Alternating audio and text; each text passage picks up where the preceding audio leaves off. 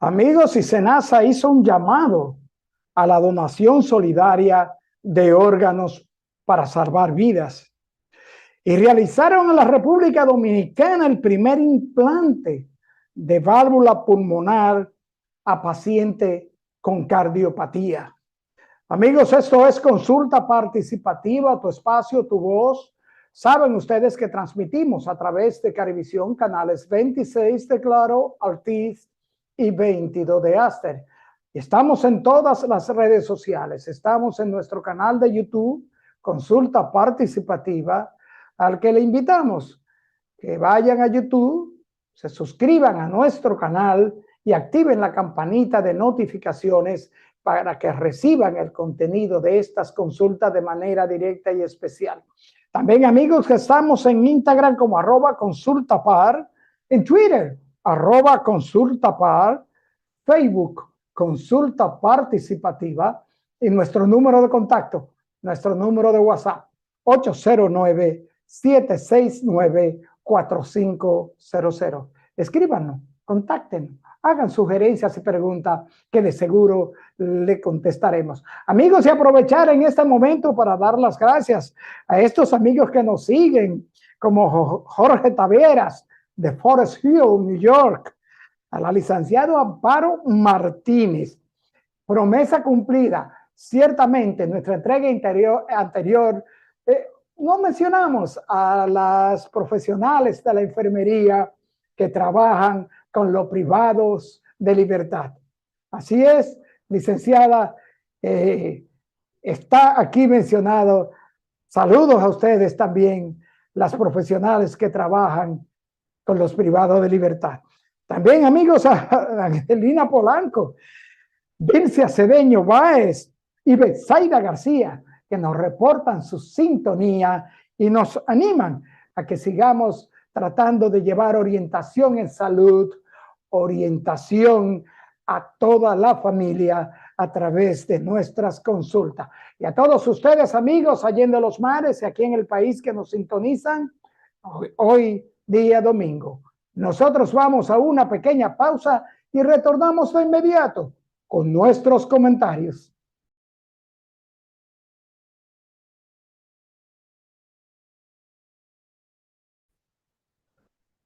Amigos, y el director ejecutivo del Seguro Nacional de Salud, SENASA, doctor Santiago Jacín, llamó a la población a apoyar al Instituto Nacional de Coordinación de Trasplante, INCORT, a través de la donación de órganos para ayudar a pacientes enfermos a tener una segunda oportunidad en la vida. Según una nota de prensa, el doctor Santiago Jacín dijo que cada vez que una persona o una familia toma la decisión de donar, además de hacer un acto de amor, están haciendo un acto de salvar vidas, sobre todo en los jóvenes y adultos productivos para el desarrollo de nuestra sociedad.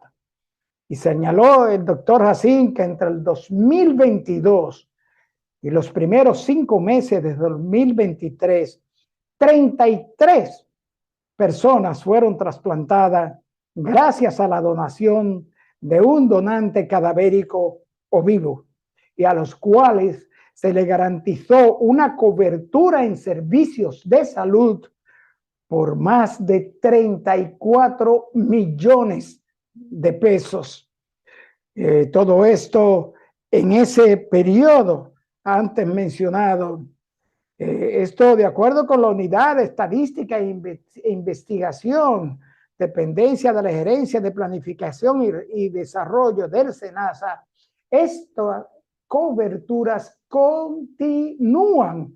El doctor Jacín puntualizó que en estos datos no se contemplan la cantidad de servicios de salud pre y post trasplante, y destacó que la edad promedio de los pacientes rondaron entre los 30 y 34 años y que los procedimientos fueron realizados en distintos centros de salud, tanto público como privado.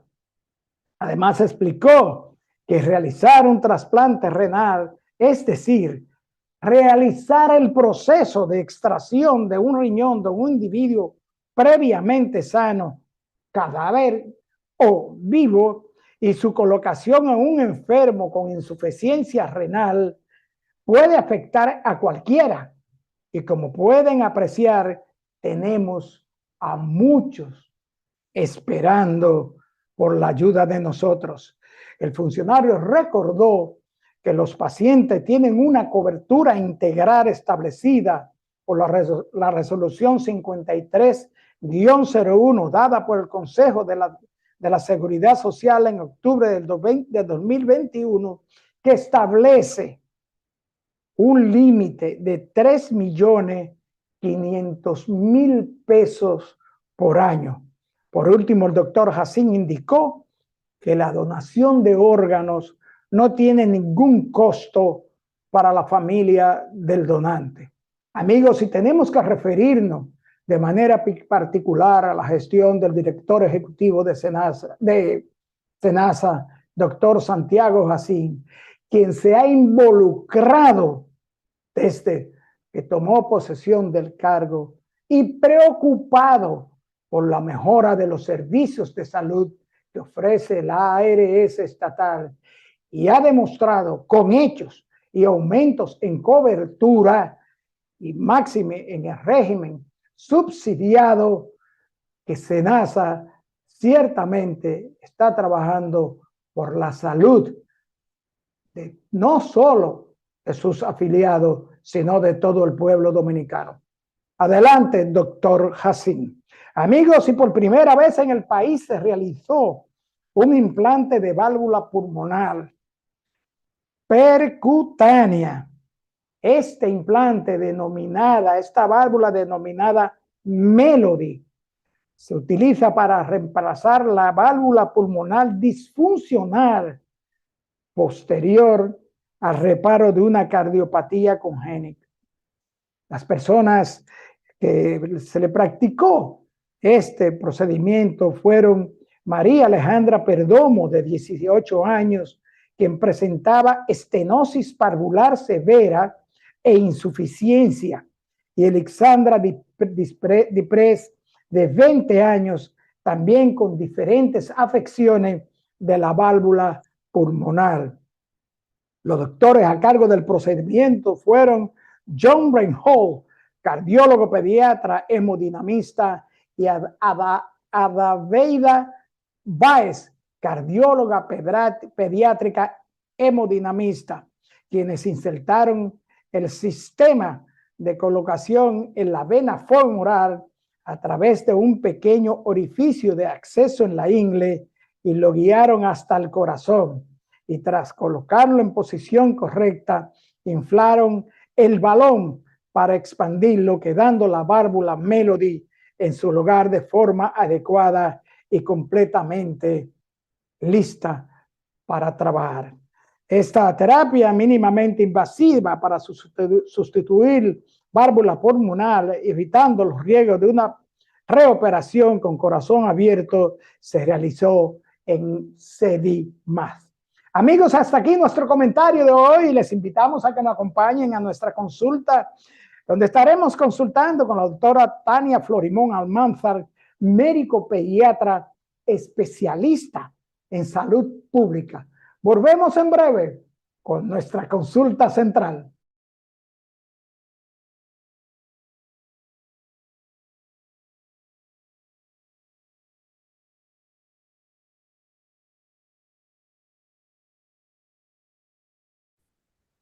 Bien, amigos televidentes, nos acompaña hoy en esta consulta la doctora Tania Florimón Almanzar. La doctora Florimón Almanzar es médico pediatra con una especialidad en salud pública, a quien le damos la bienvenida a Consulta Participativa. Muchas gracias por la invitación, me da un honor estar aquí. Gracias, el honor es para nosotros. Doctora, déjeme decirle que Consulta Participativa, una de nuestras metas principales es precisamente el joven profesional de la salud. Y en ese tenor, queremos iniciar con una especialidad, un máster que usted tiene, una maestría en salud pública, porque en estos lares ese es un tema muy especial. Pero explíquenos brevemente, ¿qué es la especialidad en salud pública? Bueno, la maestría en salud pública yo la hice aquí en la Universidad de Hofstra en Nueva York y la salud pública tiene muchas ramas. Donde yo hice mi máster se especializaba en general, pero la salud pública ve lo que es la epidemiología, bioestadística, ve también que los determinantes sociales de la salud estén todos que el paciente tenga todos los determinantes sociales de la salud, que son lo que es acceso a educación, acceso a comida saludable, que tenga un lugar donde se pueda desarrollar y crecer, que tenga acceso a transporte, que tenga acceso a la salud, ya sea no solamente yendo al médico, pero también que tenga lo que es un seguro de salud que le permite tener todo el acceso en su plenitud a la salud y también un acceso a lo que es la salud mental y emocional. Y otra cosa que está dentro de los determinantes sociales de la salud es que tenga un ambiente global saludable, o sea, que no haya contaminaciones, ya sea de tipo ambiental, pero también de sonidos, entre otras cosas. Entonces, la salud pública es una organización que vela por todo esto. En diferentes universidades a veces se rigen por una sola rama, por ejemplo, salud global dentro de lo que es salud pública, a veces solamente epidemiología, a veces solamente por el lado de bioestadística, que mucha gente cree que es lo mismo, pero no lo es. Y en otros lugares es por una salud integral, que fue la especialidad que yo hice.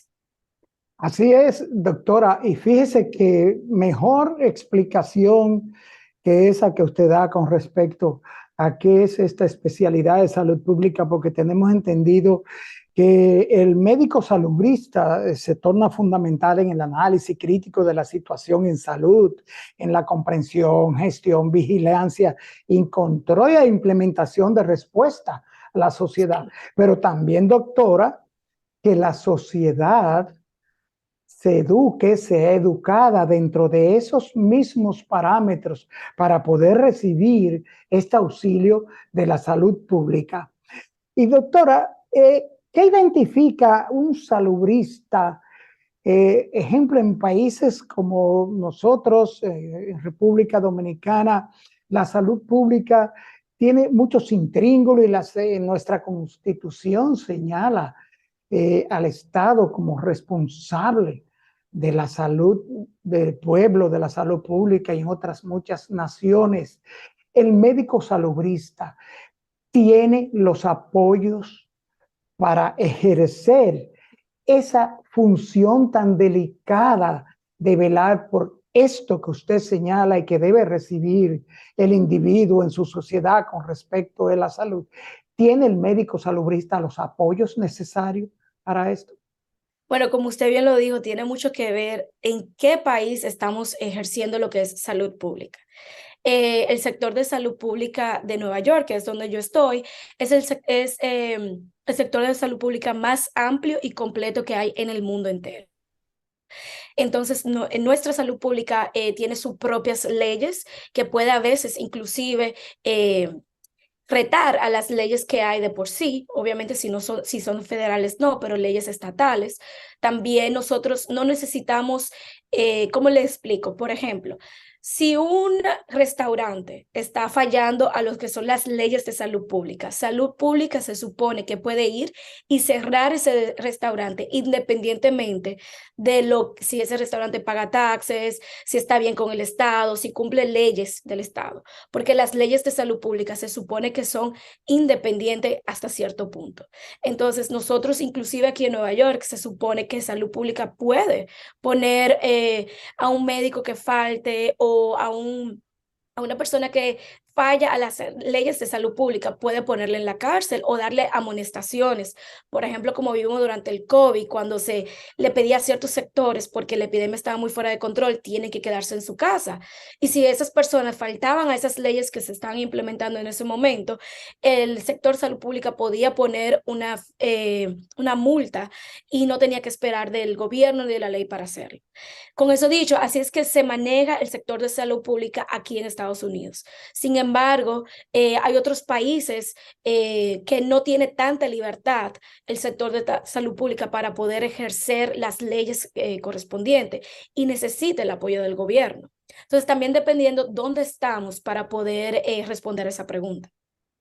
Doctora, fíjese cuánta razón usted tiene y para darle un dato, en estos momentos en nuestro país el Ministerio de Salud Pública ha clausurado 32 centros de salud por no estar ajustado a las leyes. Y cuando hablamos de cerrar 32 centros de salud, estamos diciendo que estos centros de salud, entre comillas, estaban brindando y vendiendo servicios de salud.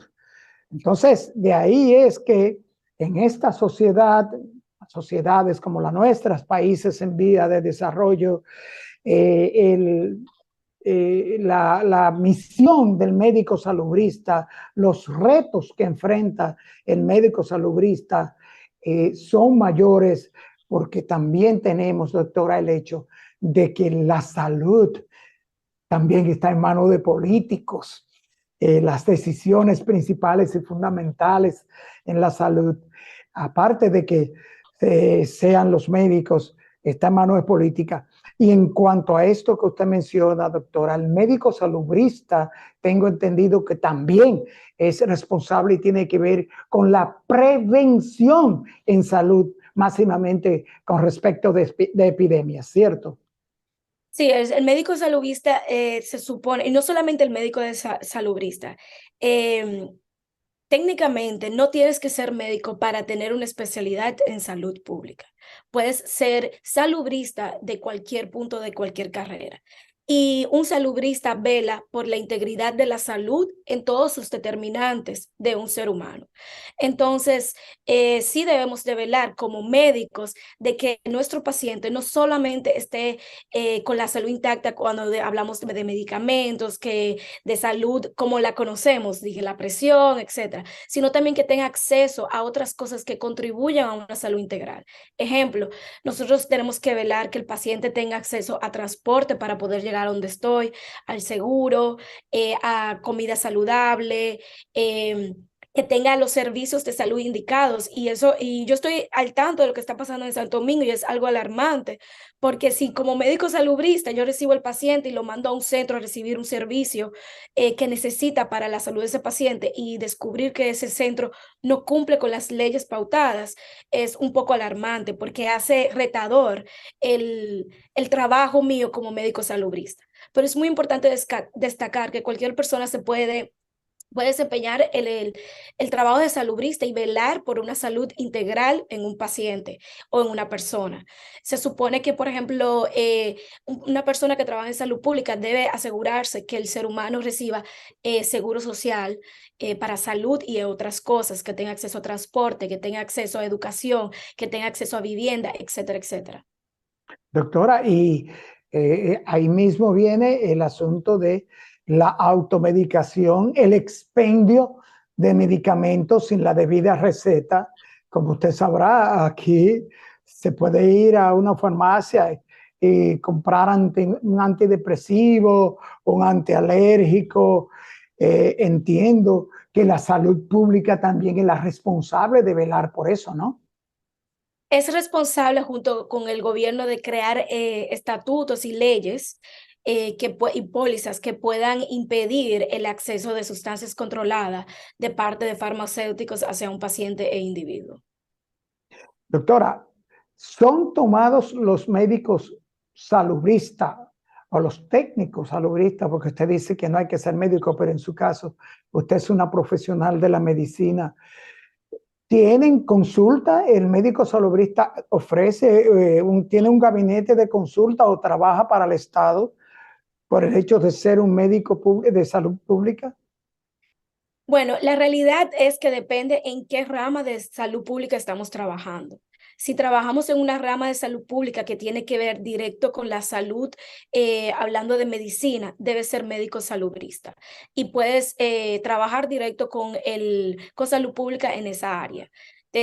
Usualmente algunas de las cosas que podemos hacer son epidemiólogos, usualmente son médicos, también aquellos que velan por asegurarse que los médicos tengan todas los S4, todas las leyes y estén impartiendo medicina segura. Eso usualmente es por un médico. Obviamente depende de lo que dice cada país por ley y del estatuto que tiene ese sector de salud pública. Cuando hablamos de que una persona no tiene que ser médico para ser salubrista, es una persona que puede, por ejemplo, velar por salud pública en el renglón transporte. No tienes que ser médico para esa parte, pero hay otros sectores que sí. Doctor, y en cuanto, como le decía, le preguntaba sobre el asunto de gabinete y ofrecer consulta. Entendemos que sí, ya un médico salubrista, especialista en epidemias, en un infectólogo, médico salubrista, infectólogo. En este caso, la sociedad en sí, la comunidad, el médico salubrista interactúa con la comunidad, con la ciudad, como se dice allí, en este caso, con los síndicos, los ayuntamientos. Bueno, la respuesta a esa pregunta es sí, no.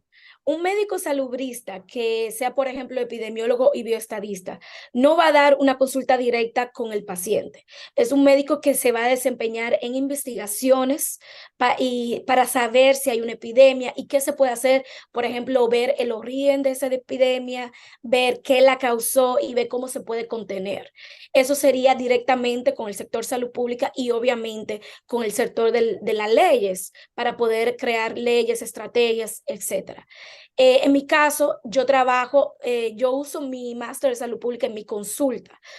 Yo soy pediatra, entonces yo me aseguro por la forma en que fui educada para pensar, por mi maestría, de que mi paciente no solamente tenga el antibiótico que necesita o de manera preventiva tenga la vacuna que necesita, sino también que tenga acceso a servicios y de forma segura. Y también me aseguro de que sea un paciente que esté en un lugar seguro, que su familia no lo maltrate, que la familia tenga acceso a todo tipo de situaciones para que el niño pueda crecer pleno en todas las facultades. Así es que yo uso la salud pública en mi consulta. Pero de que si un epidemiólogo bioestadista da consulta, no. Tenemos el ejemplo de uno de los mejores epidemiólogos, el doctor Fauci, que es también infectólogo. Él no da consulta a pacientes. Él trabaja en uno de los sectores de salud pública más fuerte, que es la CDC, y se asegura de que cuando hay de prevención de enfermedades, entre otras cosas. Doctora, fíjese qué interesante eso que usted señala. Fíjese cómo usted señala el asunto de que su paciente tenga, es preocupación suya, tenga todas las herramientas de salud a nivel de salud, pero a nivel también de entorno, de seguridad en la casa de quien lo maneja, que tenga el acceso a la medicina, que tenga el acceso a la atención médica. Y esto, doctora, abre a ustedes, los médicos salubristas, mayormente en nuestras sociedades, bueno, y repito, sin señalar casos específicos para no herir susceptibilidades, que ¿cuál es el mayor reto que a su juicio como médico salubrista usted ha enfrentado o enfrenta en donde usted se desenvuelve como médico salubrista? Bueno, para mí, bueno, la salud pública ha logrado 10 logros grandes en la historia y uno de sus logros más grandes ha sido el control de enfermedades mortales con las vacunas. Y para mí ha sido un reto muy grande como pediatra y como médico salubrista, asegurarme que mis pacientes tengan todas las vacunas necesarias. Hay mucha mala información o desinformación que ha causado miedo en muchos padres, que es entendible porque cuando no se maneja la información correcta, uno lo que quiere es proteger a su hijo o hija. Y entonces ha sido un reto romper con tabús, romper con desinformación de otras personas que quizás en en el palacio público tienen un mejor puesto y la gente le escucha. Entonces, ese ha sido el mayor reto, lograr que mis pacientes estén vacunados, pero que también los padres tengan paz cuando le pongamos la vacuna y confíen en ellas. Doctora, y en cuanto a sus pacientitos, usted es pediatra, con respecto de las obligaciones del pediatra y el médico salubrista, ¿tiene el médico salubrista donde ustedes se desenvuelve la potestad de reportar inacciones que puedan perjudicar a sus pacientitos, sea padre, tutor o eso? ¿Ustedes como médicos salubristas se preocupan también de esa parte? Sí, la respuesta es sí. El pediatra en sí, en su totalidad, es un reportador obligatorio, así es que se dice aquí, y nosotros somos uno de los pilares o quien dice uno de las personas que estamos en la puerta que debemos de velar de que el niño sea respetado, que su salud sea integral y total. Y si el paciente no está recibiendo eso, estamos obligados legalmente a reportar la situación para que sea investigada y se puedan tomar medidas sobre el asunto. Eso es maravilloso para la sociedad en sentido general, doctora. Pero vamos a parar un poquito aquí lo de médico salubrista y vamos a hablar un poquito de pediatría. Pediatra, las especialidades pediátricas y cuáles son aquellas enfermedades más comunes dentro de la niñez. Léase desde el pediatra neonatólogo en adelante. Esto después de la pausa, doctora. Doctora, antes de irnos a la pausa, la invitaba a que conversáramos sobre pediatría, su otra especialidad. Y la primera pregunta es obligada. Dentro de la pediatría, el pediatra, que es aquel médico que es especialista en el cuidado del bebé desde que nace hasta X edad, que aparte de pediatra y de llevar salud, también tiene que llevar amor, comunicación, comprensión, porque se trata de niños. ¿Cuántos tipos de especialidades hay dentro de la pediatría? Bueno, hay muchos. Diría que existe la posibilidad de casi todas las especialidades. Eh, Diría la posibilidad porque lamentablemente hay algunas que no hay muchos especialistas porque simplemente las personas no le estudian, pero hay pediatras neonatólogos que son los que se especializan en neonatos, o sea, el recién nacido. Hay pediatras internistas que son los que se especializan en aquellos que están internos en un piso de un hospital o una clínica. Hay pediatras intensivistas y dentro de los intensivistas tenemos los neonatólogos que son a nivel de recién nacido, como expliqué, y los que van después de cierta edad, que viene siendo después de los 2 meses, son intensivistas en cuidado intensivo para niños. Hay infectólogos, endocrinólogos, pulmonólogos, otorrinos, dermatólogos, nutricionistas. Y puedo seguir diciendo porque dentro de todas las especialidades se entiende que debe de haber uno pediátrico. Claro. En su caso, doctora, usted es pediatra general o tiene Sí, una pediatra general. O sea que usted puede ver al niño desde su nacimiento. En el caso de los niños recién nacidos, ¿cuándo comienza la asistencia médica y la obligatoriedad de dar asistencia médica a ese niño que recién nace? lo ideal es que sea desde la barriga. Desde que una madre está embarazada, digamos en el último trimestre, debe ya identificar cuál es el pediatra que desea y tener una consulta prenatal, donde se va a ver los laboratorios, cómo ha ido evolucionando ese embarazo y se le puede inclusive ya dar tips a la madre de qué esperar, cómo va a ser sus primeros días, también al padre. ¿Verdad? Que sea una familia integral, independientemente el tipo de familia, si va a estar solamente la madre y la tía o la madre y la abuela, o sea, como sea la familia de ese bebé, que se dé una entrevista con todos presentes, donde no solamente se hable de lo que está pasando en el embarazo y qué esperar, sino que también esperar a nivel llega un recién nacido, cómo lo baño, si lo baño, qué va a comer, etcétera. Después se dice que la primera visita, una vez el niño nace o niña, debe ser dentro de los primeros 5 días de vida. Eso es para ver ciertas cosas. Lo primero es para ver que el niño esté cogiendo peso adecuadamente, que esté comiendo adecuadamente. Si mami le da seno, le podemos dar acompañamiento y guía de cómo dar el seno. Si mami da fórmula, investigar por qué da fórmula y apoyarla y a elegir la fórmula que sea más correcta para ese bebé en específico. También debemos de monitorear cómo va mami en esos días, si está muy cansada, si tiene alguna depresión o algo por el estilo, si tiene la ayuda que necesita, o sea, cómo estás durmiendo, quién te agarra el bebé cuando estás cansadita, cómo consigues la fórmula, si tienes fórmula, cómo consigues los pampers, etcétera.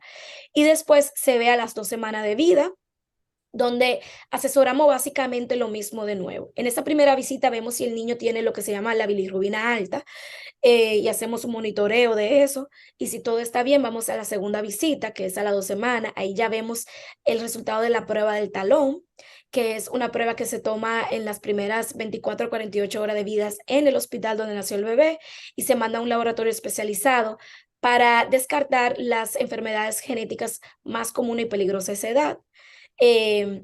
¿Usted iba a decir algo? Sí, doctora, eso que usted acaba de señalar, la prueba del talón que nosotros conocemos como tamizaje neonatal, Sí. es obligatorio en los Estados Unidos hacerle la prueba del talón, o sea, hacerle el tamizaje neonatal a los bebés. Sí, es obligatorio. Imagínese usted, nosotros pertenecimos en una época a un equipo que estaba tratando aquí en el país de implantar el tamizaje neonatal a nivel de obligatoriedad y a nivel de salud pública, porque en nuestro país esa es una prueba costosa, doctora. Allí es obligatorio que en el hospital, en el centro de salud que nace el bebé, se le haga la prueba del talón. Sí, y ahí viene la parte de salud pública. El sector salud pública monitorea que los hospitales hagan la prueba del talón y no solamente eso, sino que hay un portal que cada estado tiene y una vez usted saca la licencia de su estado, le dan acceso a ese portal para poder ver los resultados, porque además hay 2 laboratorios en Estados Unidos entero que lo hacen. Bueno, hay varios, pero hay 2 grandes. Entonces, cada estado de salud pública se asegura que a ese laboratorio, ya sea del estado o de los 2 grandes, se ha llevado la prueba, que tenga los resultados y que el pediatra le dé los resultados a la madre. Es tanto así que si algunas de esas pruebas salen positivas en algunas enfermedades, por ejemplo, falsemia, hipotiroidismo, lo que hace Salud Pública es que se asegura que el padre buscó asistencia, que el padre sabe que el niño tiene esta enfermedad y que buscó asistencia médica debida. La Salud Pública se asegura que eso se lleve a cabo. Y ahí viene la pregunta, doctora. Entonces, cuando se tienen estos resultados de la prueba del talón, y que aquí conocemos, repito, como tamizaje neonatal, estos resultados, si se detectan patologías hereditarias o congénitas, no sé cómo decirlo, se le da seguimiento a esas posibles patologías, a esas posibles enfermedades que pueda tener el bebé, ¿se le da seguimiento obligatorio? Se le da seguimiento, o sea, Salud Pública sigue hasta asegurarse que el padre fue al pediatra y que el niño obtuvo el control necesario. Por ejemplo, yo ahora mismo tengo un pacientito que es positivo en un tipo de anemia muy específico y el padre por cuestiones sociales no ha podido llegar a las consultas y Salud Pública me llamó y me preguntó qué está pasando, el padre está al tanto y al yo responder sí, estamos en comunicación con el padre está al tanto, ya se evaluó al niño aunque no ha podido llegar a la consulta, ya Salud Pública en ese momento marca que ese niño tiene un pediatra responsable que le está dando seguimiento. O sea, eh, la salud pública funciona, como usted bien señaló al principio, doctora, y esto es garantía de vida, es garantía de salud para ese neonato, para ese bebé, que si se toman las medidas a tiempo, que es realmente el objetivo de la prueba del talón, pues se le puede asegurar la salud y la vida a estos niños. Pero dentro de esa prueba y de su experiencia, doctora, ¿cuáles son las patologías, las enfermedades más comunes que se presentan a su consultorio, que presentan los niños de manera más común? Bueno, si hablamos de la prueba en el talón específico, la mayoría sale normal, pero las patologías más comunes vienen siendo lo que es anemias, anemias específicas, como la deficiencia de la GCPD, que es una enzima. También tenemos anemias falciformes y después vemos otras enfermedades que son peligrosas, pero no es tan comunes como insuficiencia del adrenal. Eso es en el tamizaje neonatal o la prueba del talón. Pero las enfermedades más comunes en general en los niños viene siendo lo que, dependiendo de la temporada. Las enfermedades en pediatría van por temporada. Por ejemplo, en invierno vemos muchos ataques asmáticos, vemos muchas enfermedades como flu, o sea, virus respiratorios. Eso es lo que más vemos. Rinitis, o sea, no rinitis, sino que el paciente tiene mucha congestión, mucha tos. Ahora en primavera lo que vemos mucho es infecciones de la garganta, de la lo que se conoce coloquial como amigdalitis, pero usualmente es infección de la garganta por una bacteria que también puede ser viral. Vemos también mucho el virus del Coxsackie, que tiene varias formas de infectar a los niños dependiendo de la edad. Y tenemos la famosa síndrome de mano, pie y boca. Eso lo vemos mucho ahora en la primavera. Vemos también muchas rinitis alérgicas. De eso se llama la consulta independientemente de la parte del mundo en que estemos. Ya en verano vemos más cosas que tienen que ver, por ejemplo, insolaciones solares, picaduras de mosquitos, muchos accidentes porque los niños están corriendo, que si lo extrapolamos a Santo Domingo, que es un verano, como quien dice, el año entero, tiene que ver, por ejemplo, en Santo Domingo, que vemos más en lo que sea la temporada del frío aquí, vemos más enfermedades tropicales, o sea, dengue y cosas por el estilo, pero más Chikungunya. chikungunya, exacto, esas enfermedades tropicales. Entonces, en primavera vemos también el mano, pie y boca en Santo Domingo y vemos también la rinitis alérgica, claro que sí. Y en verano, cuando está bien caliente, también podemos ver insolación y podemos ver también lo que se ve como traumas, o sea, los niños corriendo en el verano, inventando porque no están en el colegio. Eso se ve más en verano. Doctora, yo siempre he dicho, y con todo respeto, siempre mis pensamientos hacia el médico pediatra, independientemente de su especialidad, al igual que al médico que atiende al anciano, al envejeciente, máxime cuando tienes problemas mentales y problemas de Alzheimer. Y yo los llamo principalmente a todos los pediatras como los intérpretes de la vida, porque el niño no habla, el bebé se queja, no puede señalar dónde le duele. ¿Cómo es esto en aspecto de vocación? ¿Cómo un pediatra detecta en un bebé los problemas, como problemas auditivos, problemas de un dolorcito, problemas? ¿Cómo es esto, doctora? Bueno, la pediatría es un arte. Eso me lo dijo uno de mis mentores que es pediatra. Y una vez yo empecé la carrera me di cuenta que es real. Pero lo más importante es que si un niño está creciendo, está engordando y sonríe, es un niño que está sano. Entonces, eso es lo primero que tenemos que tener en cuenta como ley capital y sobre todo de aquellos niños que no pueden expresarse. Lo segundo que hay que ver es que no es normal que un niño tenga temor o un temor extremo, aunque muchos de ellos le temen al doctor. Y algo que yo trato mucho de hacer en la consulta es conexión con los padres. Hay que conocer a la familia, hay que conocer quién es que está con ese niño, si es la abuela, si es la mamá, si es el papá. Inclusive a veces cuando tengo pacientes que solamente tengo la niñera, digo, tráeme la niñera en la próxima visita, porque esa intuición de esa persona que está cuidando a ese niño, que conoce ese niño, es muy importante. Obviamente también es importante conocer a los padres porque existen padres que tienen miedos y que a veces uno como pediatra tiene que calmarles y decirle, no, esto es normal. Pero si tenemos una buena conexión con el que cuida al niño y que conoce al niño, podemos uno ver si el niño está a salvo, obviamente, pero también podemos dialogar y preguntar, o sea, normal, ella se pone así, o cómo ella reacciona cuando pasa tal cosa. Eso también nos guía y nos ayuda bastante en poder identificar si el niño está sano. Pero la ley cardinal es que si está creciendo, si está engordando y si juega y sonríe, lo más seguro es un niño sano.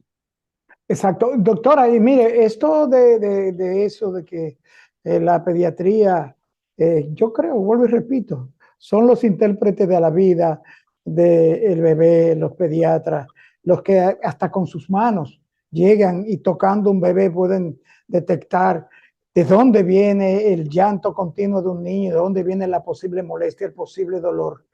En su caso, doctora, que esta es una pregunta muy, muy especial en su caso como una pediatra joven. ¿Cuál es su mayor inclinación? ¿Cuál es la parte que más le gusta a usted de la pediatría? A mí lo que más me gusta es esos primeros 6 meses. Me gusta mucho acompañar a la madre que quiere lactar, pero también me gusta mucho acompañar a la madre que no puede lactar por cualquier razón. Siento que eso es algo que carece porque yo lacté por 13 meses y es difícil. Y me gusta mucho acompañar a esa madre, sobre todo a la madre primeriza.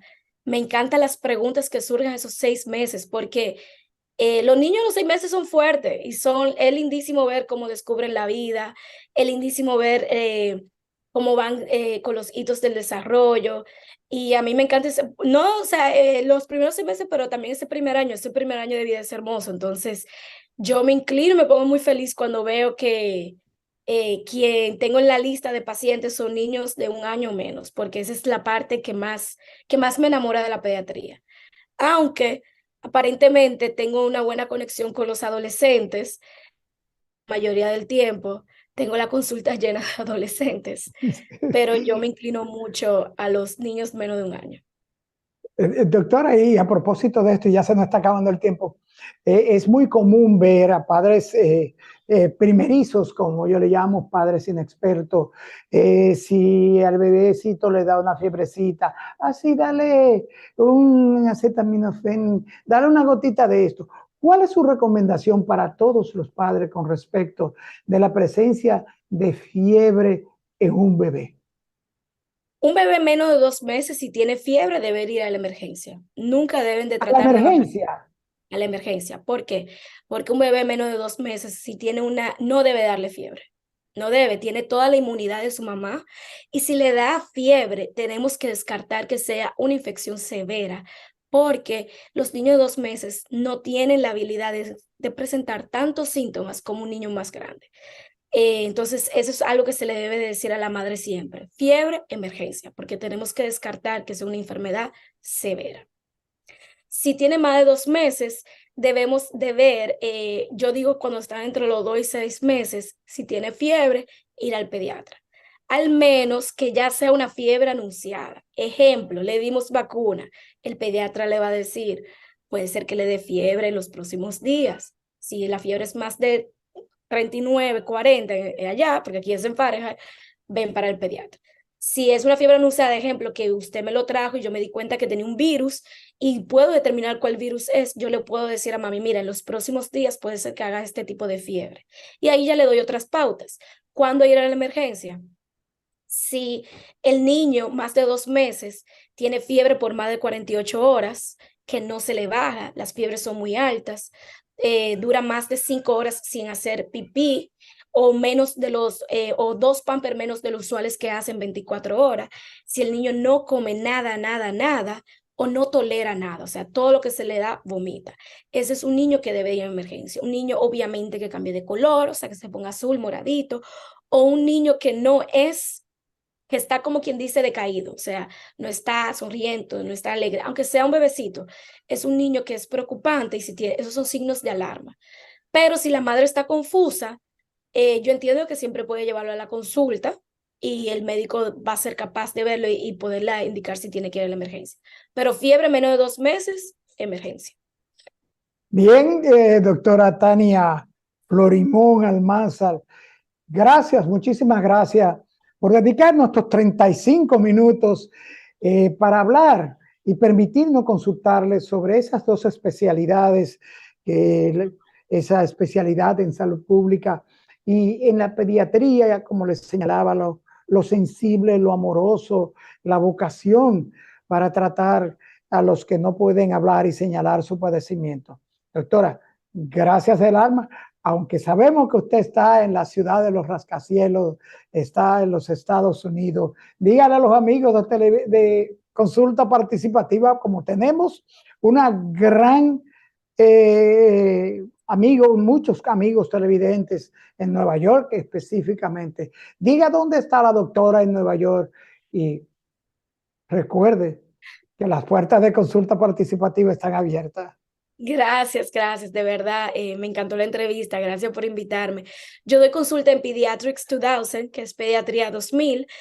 Tenemos dos oficinas y estoy en las dos, una en la 135 con Broadway, que es justo en el corazón de Harlem, y otra es en la 207 entre Sherman y Post, que es en el corazón de Washington Heights. Yo trabajo justo al frente de Empanada Monumental en Washington Heights. Doctora, y mire, eso de que usted está en el corazón de Harlem nos recuerda nuestras épocas de vivir en los Estados Unidos, en Nueva York. Ya Harlem no es el Harlem de 40, 50 años atrás, pero como quiera, la salud pública en Harlem sé que seguro funciona, ¿cierto? Sí, funciona, funciona. Gracias, doctora.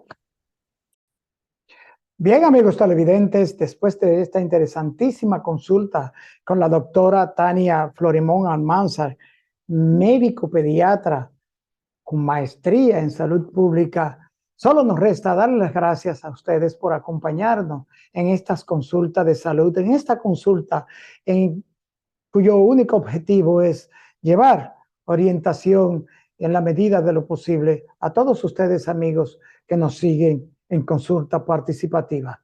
Amigos televidentes, nos vemos en la próxima entrega.